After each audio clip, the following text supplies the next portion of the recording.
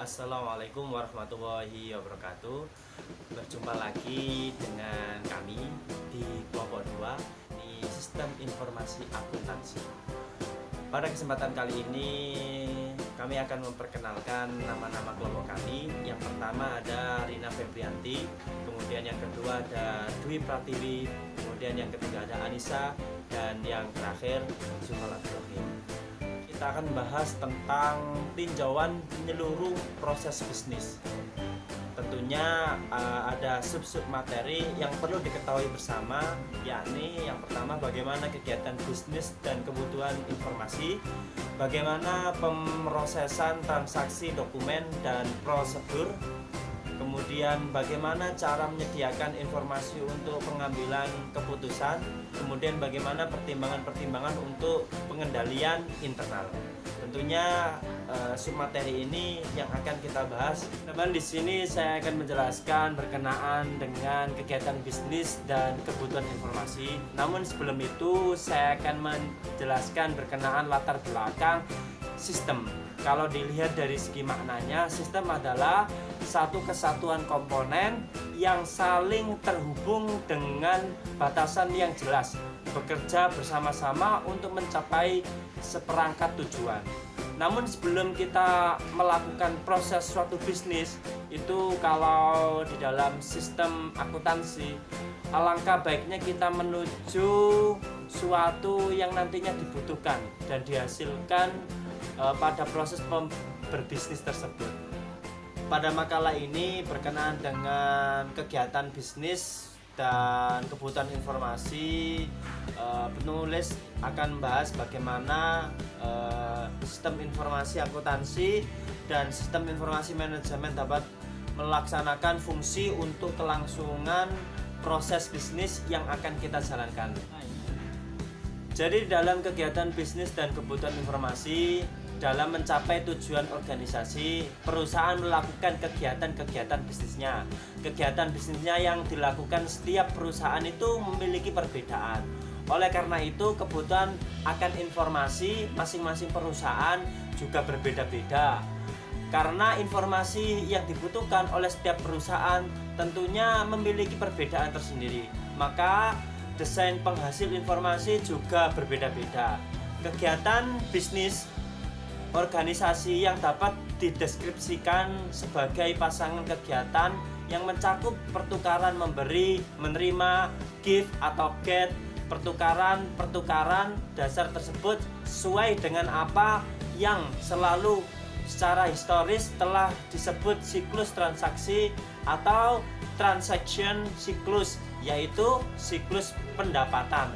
Ada juga siklus pengeluaran, ada juga siklus penggajian, ada juga siklus produksi, dan juga siklus keuangan yang tentunya dari berbagai siklus tadi memiliki makna tersendiri.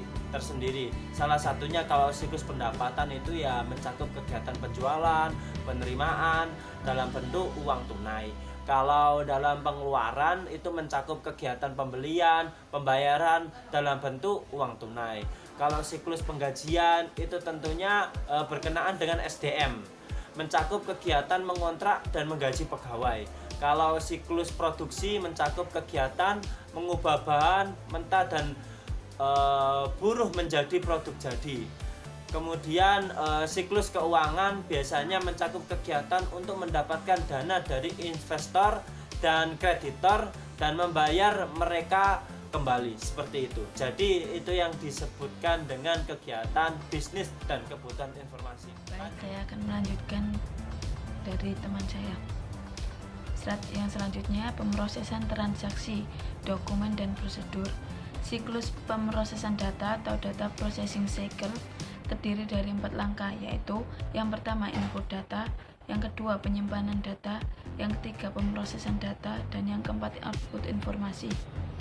Pemicu input data biasanya adalah pelaksana beberapa aktivitas bisnis. Data tentang 3 sisi tiap aktivitas yang harus dikumpulkan adalah yang pertama tingkat tiap kegiatan yang menjadi perhatian, yang kedua sumber daya yang dipengaruhi oleh setiap kegiatan, yang ketiga para pelaku yang terlibat di dalam setiap kegiatan.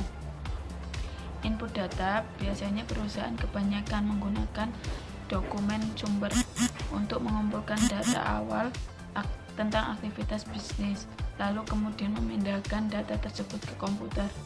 Tetapi sekarang sebagian besar data tentang aktivitas bisnis langsung dicatat oleh komputer melalui tampilan untuk entry data. Contohnya mesin ATM yang dipakai oleh bank. Yang kedua, pemrosesan data. Saat data tentang aktivitas bisnis sudah dikumpulkan, langkah berikutnya biasanya melibatkan proses pembaruan atau updating informasi yang sudah disimpan sebelumnya. Proses pembaruan secara periodik atas data yang disimpan tentang sumber daya dan pelaku yang terlibat dinamakan proses batch. Sedangkan proses pembaruan yang dilakukan secara langsung setelah terjadinya transaksi dinamakan proses online atau real time. Yang ketiga, penyimpanan data. Informasi sistem informasi akuntansi atau SIA dapat diatur agar dapat diakses dengan mudah dan efisien. Entitas adalah sesuatu yang disimpan informasinya. Contoh entitas adalah pegawai, barang persediaan, dan pelanggan. Setiap entitas memiliki atribut atau karakteristik khusus yang harus disimpan. Di sistem informasi akuntansi, file yang digunakan untuk menyimpan informasi kumulatif tentang sumber daya dan para pelaku kegiatan dinamakan file ledger. Yang menyediakan informasi untuk pengambilan keputusan. Yang pertama ada laporan manajerial, harus dapat menyediakan informasi operasional. Yang kedua ada laporan anggaran kinerja. Laporan kinerja merinci anggaran dan jumlah sebenarnya pendapatan dan pengeluaran, serta menunjukkan penyimpangan atau perbedaan di antara kedua jumlah tersebut. Yang ketiga ada implikasi perilaku dari laporan manajerial. Hal ini dapat berarti baik atau buruk tergantung pada sifat dasar hubungan antara perilaku yang diukur dengan tujuan umum perusahaan. Pertimbangan pengendalian internal. Fungsi ketiga SIA adalah menyediakan pengendalian internal yang memadai untuk mencapai 3 tujuan dasar. Yang pertama, memastikan bahwa informasi yang dihasilkan oleh sistem dapat diandalkan. Yang kedua, memastikan bahwa aktivitas bisnis dilakukan dengan efisien dan sesuai. Yang ketiga, menjaga aset-aset organisasi termasuk data, yakni dokumen yang memadai. Semua transaksi bisnis adalah kunci akuntabilitas. Yang kedua, pemisahan tugas berkenaan dengan pembagian tanggung jawab ke beberapa pegawai atas bagian-bagian dari sebuah transaksi. Dan presentasi dari kami kelompok 2 sistem informasi akuntansi. Apabila ada salah kata ucap kami mohon maaf sebesar-besarnya. Wassalamualaikum warahmatullahi wabarakatuh.